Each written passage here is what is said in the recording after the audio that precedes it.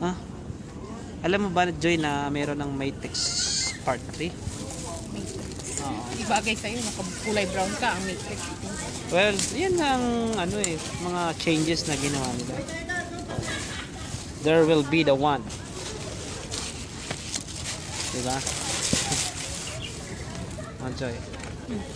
Ikaw na yung Moji, aking anong problema, leading Moji? lady ko. Ano masasabi mo today, Joy? Happy. Happy? Kahit pagod. Happy and tired? Yes. Ako happy lang. Later on ang pagod. Wow kasi ako sis. Mayroong tubig yan. Kanina pa ako. Ay, hindi yan tubig. Sige lang, try mo lang. No, lalo ako uuwawin yan. So, nag-selfie kami ng video.